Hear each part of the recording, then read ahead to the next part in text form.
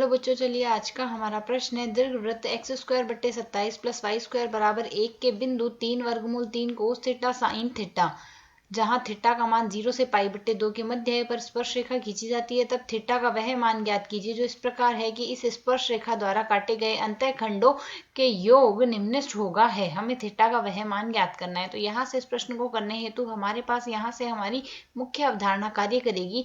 मुख्य अवधारणा यहाँ से हम लेके चलेंगे। यदि हम यहाँ से दीर्घवृत्त एक्स स्क्वायर बट्टे ए स्क्वायर प्लस वाई स्क्वायर बट्टे बी स्क्वायर बराबर 1 का यहाँ से वह समीकरण लिखें, स्पर्श रेखा का समीकरण। यदि हम यहाँ से प्राचलिक रूप में स्पर्श रेखा का समीकरण लिखें तो हमारे पास यह लिखा जाएगा x बट्टे ए कोस थीटा आएगा, प्लस में आएगा y बट्टे में b साइन थीटा बराबर में आएगा हमारे पास 1। अब यदि यहाँ से इसी समीकरण को हम आगे सरल कर लें, इसे सरल करके यह भी तो लिख सकते हैं x बट्टे ए सेक थीटा लिखा जा सकता है हमारे पास, प्लस में y बट्टे में b कोसेक थीटा यह लिखा जा सकता है, बराबर में आ जाएगा हमारे पास यहाँ से 1। अब प्रश्न में हमें क्या कहा गया है, अंतःखंड यहाँ से अंतःखंडों का योग निम्नलिखित होगा। तो यदि हम किसी भी रेखा का अंतःखंड रूप लिखें तो अंतःखंड रूप हमारे पास क्या लिखा जाता है, यह होता है x बट्टे में a प्लस वाई बट्टे में b बराबर 1 होता है। तो यह हमने इसे अंतःखंड रूप में सरल कर दिया। अब अंतःखंडों का जो योग है वह निम्नलिखित होगा। तो यहाँ से इस रेखा के अंतःखंडों का योग क्या होता है, a प्लस b। अब हमारे पास हमने यह रेखा रूप में लिखी है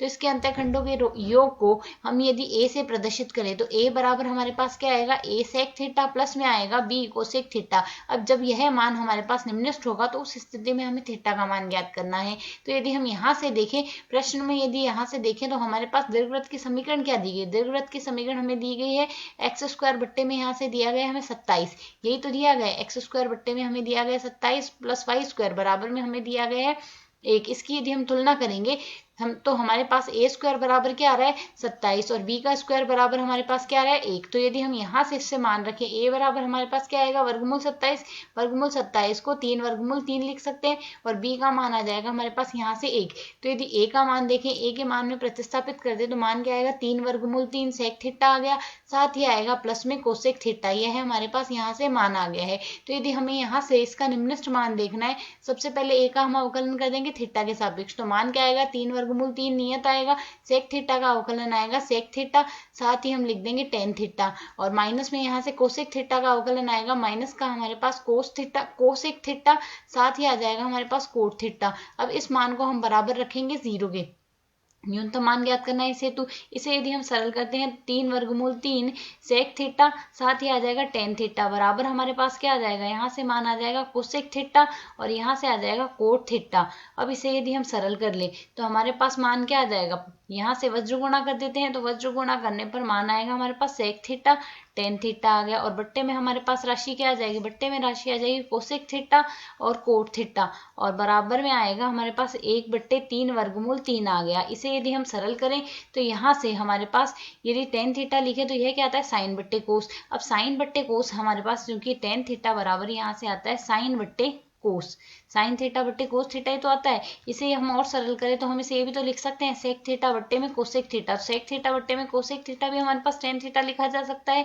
तो यदि हम इसमें मान प्रतिस्थापित कर दें तो हमारे पास यहाँ से मान क्या लिखा जा सकता है, यह मान सरल और 1 बट्टे कोट थीटा भी हमारे पास टेन थीटा होता है, तो मान सरल होकर बन गया टेन क्यूब थीटा बराबर में हमारे पास 1 बट्टे 3 वर्गमूल 3 था, इसे 1 बट्टे वर्गमूल 3 की घात 3 लिख सकते हैं। तो सरल कर लें तो टेन थीटा बराबर हमारे पास क्या आएगा 1 बट्टे वर्गमूल 3 आ गया। अर्थात यदि हम यहाँ से देखें इसे सरल करने पर थीटा का मान 0 से हमने किसके मध्य लेना है, 0 से हमने लेना है पाई बट्टे 2 के मध्य। तो इस स्थिति में थीटा बराबर आ जाएगा हमारे पास पाई बट्टे 6 आ जाएगा। थीटा बराबर पाई बट्टे 6 का ही तो मान हमारे पास 1 वर्गमूल 3 आएगा टेन की स्थिति में।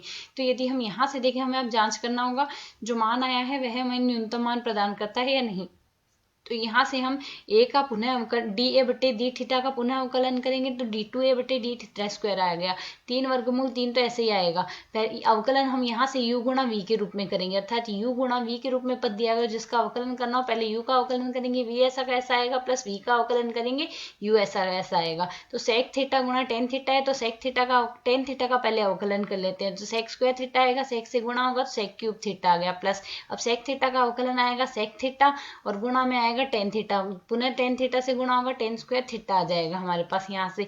अब हम करेंगे यहाँ से माइनस में था हमारे पास, माइनस में कोसेक थीटा था, तो कोसेक थीटा का अवकलन हमारे पास माइनस में कोसेक थीटा कोट थीटा आएगा, तो कोसेक थीटा आ गया और कोट से गुणा होगा तो कोट स्क्वायर थीटा हो गया। यहाँ से हम माइनस और लगा देंगे। इसी प्रकार बीच में आएगा प्लस, कोट थीटा का अवकलन कोसेक स्क्वायर थीटा आएगा माइनस में, तो यहाँ पुनः माइनस आएगा, हमारे पास मान आ जाएगा कोसेक क्यूब थीटा हो गया यहाँ से हमारे पास। इसे यदि हम सरल कर लें तो मान हम थीटा का प्रतिस्थापित करेंगे, तो थीटा का मान π/6 रखेंगे, तो मान हमारे पास क्या आएगा 3 वर्गमूल 3, तो ऐसा का ऐसा ही आ गया। अब यहाँ से सेक π/6 का मान हमारे पास क्या आएगा, सेक π/6 का मान हमारे पास होगा यहाँ से 2/3 आएगा। इसका आएगा, हम यहाँ से घात लेंगे 3 प्लस यहाँ से आ जाएगा 2/3 और टेन थीटा का मान हमारे पास क्या आ जाएगा, टेन π/6 का मान हमारे पास यहाँ से आएगा 1/3, तो 1/3 की घात आ जाएगी हमारे पास यहाँ से 2, माइनस माइनस यह पूरा पद हो जाएगा प्लस, कोसेक वर्गमूल 3, कोसेक π/6 का मान हमारे पास क्या आएगा, कोसेक π/6 का मान आएगा 2, तो यहाँ से आ जाएगा 2 गुणा में कोट π/6 का मान आ गया वर्गमूल 3, तो वर्गमूल 3 का आ जाएगा हमारे पास यहाँ से वर्ग माइनस वर्गमूल 3 प्लस हो जाएगा, माइनस माइनस हमने प्लस कर दिया था, 2 की घात आ जाएगी यहाँ से 3। इसे पूरे पद को यदि हम सरल करें, जैसा कि हम देख सकते हैं धनात्मक पद ही जुड़ रहे हैं, धनात्मक पदों का योग धनात्मक संख्या ही होगा यहाँ से हमारे पास, तो d2a/d थीटा स्क्वायर का मान हमारे पास यहाँ से 0 से बड़ा आ गया, धनात्मक आने का अर्थ हमारे पास क्या हो गया, यहाँ से थीटा बराबर π/6 पर न्यूनतम मान प्राप्त आता है, न्यूनतम मान प्राप्त होता है।